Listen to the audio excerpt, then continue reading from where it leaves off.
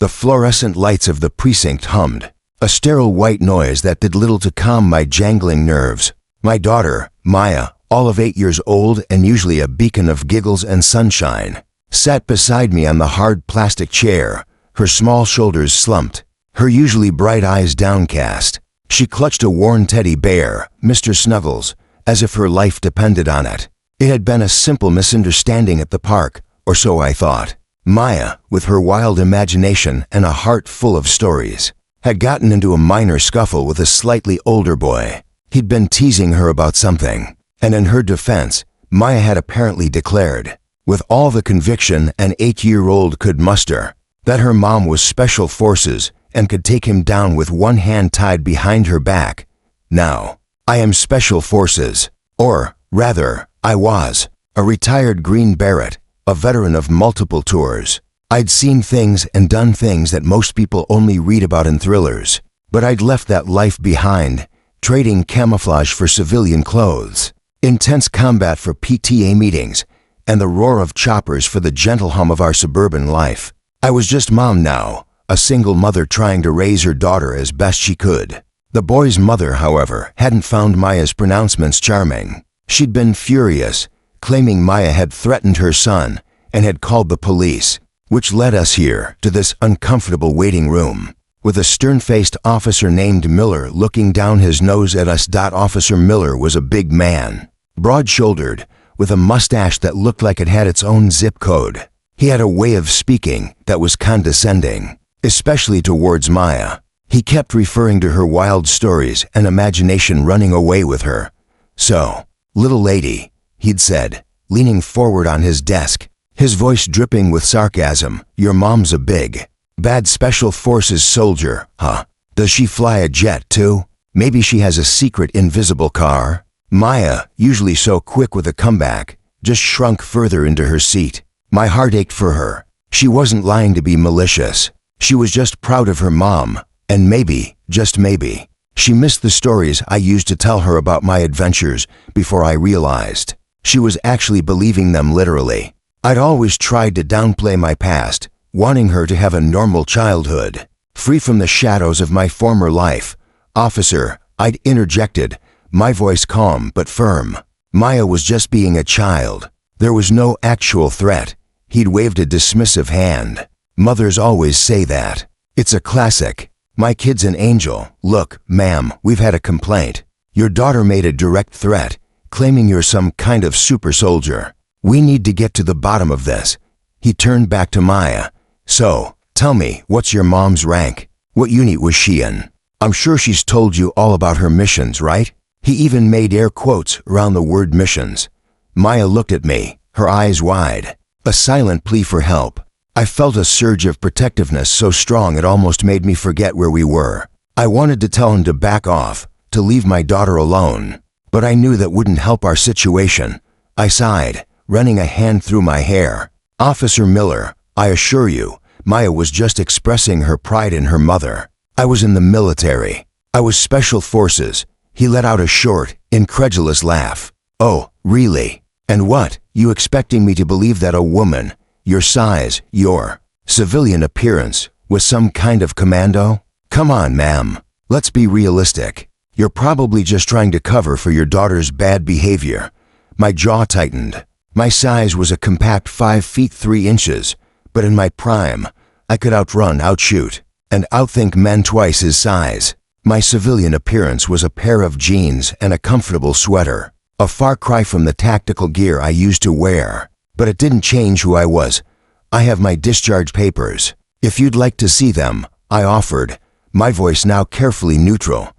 He scoffed. "Anyone can get fake papers these days. Look, ma'am, I appreciate you trying to be supportive, but this is serious. We've got a child making threats based on what she believes is your impressive background. It's not a game." He stood up, towering over Maya.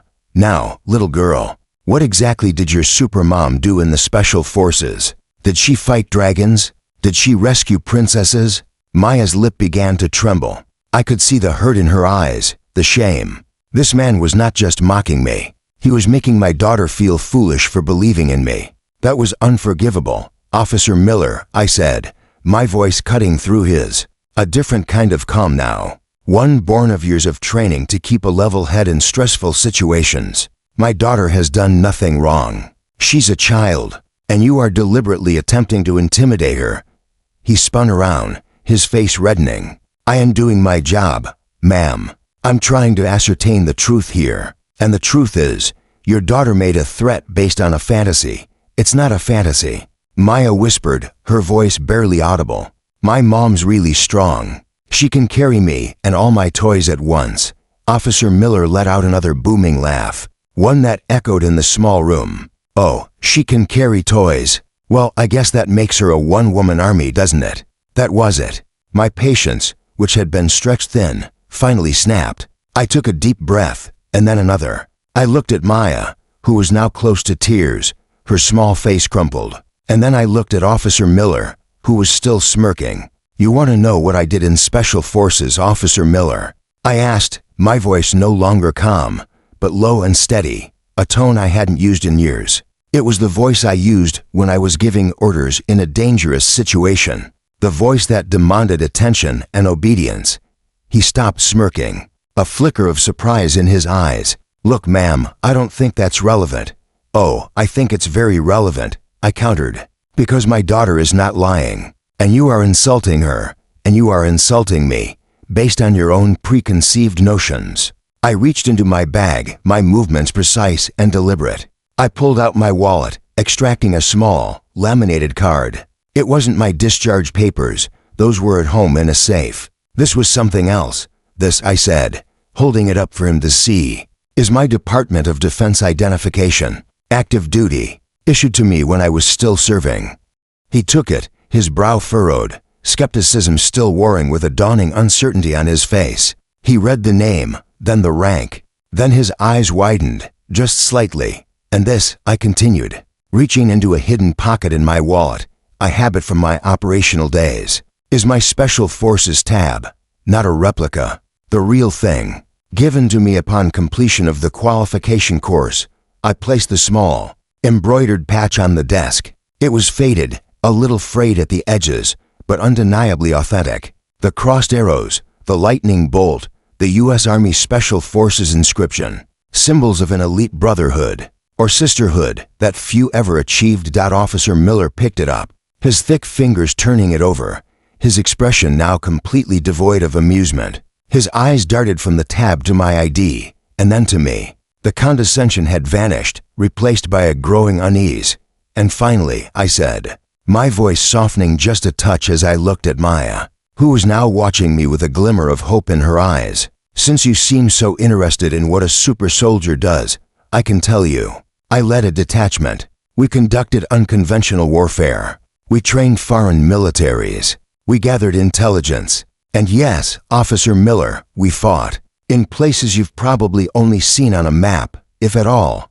I paused, letting that sink in. The silence in the room was thick, broken only by the hum of the lights. Officer Miller was pale, his earlier bravado completely gone. He looked at the tab, then at my ID, then back at me, as if seeing me for the very first time. I retired honorably, I continued, because I wanted to raise my daughter. I wanted a quiet life, but that doesn't change who I am or what I've done. And it certainly doesn't give you the right to mock my child for being proud of her mother.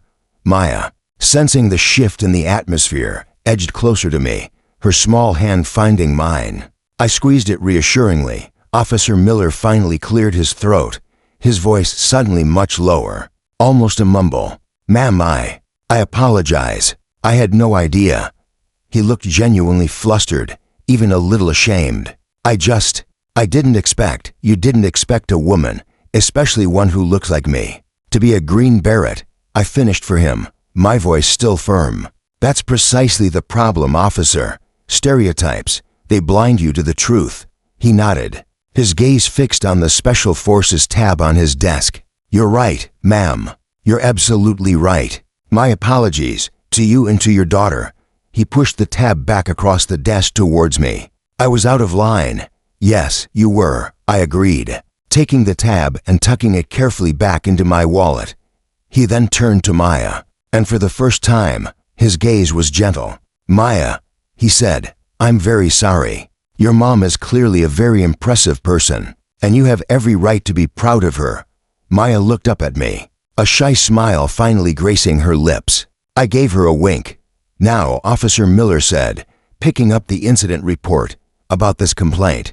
I think we can consider this a misunderstanding. No charges, no further action required. Just a very proud daughter and a very accomplished mother." He looked at me, a different kind of respect now in his eyes. "Thank you for your service, ma'am. Truly." I nodded, a small, knowing smile playing on my lips. "You're welcome, officer." As we walked out of the precinct, the sunlight felt even brighter. Maya skipped beside me, her Mr. Snuggles clutched tightly, but her shoulders were no longer slumped. Her eyes were bright again. "Mom," she said, looking up at me, "you were so cool. Like, super cool." He looked really scared. I laughed, a genuine, heartfelt laugh that finally released the tension that had been coiling inside me. "Well, sweetie, sometimes people just need a little reminder that you can't judge a book by its cover. And you're the strongest mom in the whole world," she added, her voice full of admiration. I bent down and scooped her up, twirling her round. "And you, my love, are the bravest girl I know." Holding her close, I realized something important. For so long, I had tried to shield Maya from my past, from the realities of who I was. But in trying to create a normal life for her, I had inadvertently made her feel like she had to hide her pride, or that my past was something to be ashamed of. Today had shown me that being honest, being myself, was the best thing I could do for her. Because my history wasn't just mine. It was a part of our story, a testament to resilience and strength. And if Maya wanted to tell the world her mom was special forces, then by golly, she had every right to dot as we continued our walk home. I started to tell her a story, not of dragons or princesses, but a slightly sanitized version of a real mission. One where teamwork and quick thinking saved the day. Maya listened, mesmerized, her imagination alight, but this time it was fueled by a truth that, finally, had been acknowledged and respected. And for the first time in a long time, I felt truly at peace with both my past and my present, knowing that my daughter saw me not just as mom, but as the strong, capable woman I truly was. The woman who had served her country, and who now, more than ever, served the most important mission of all, being a loving mother.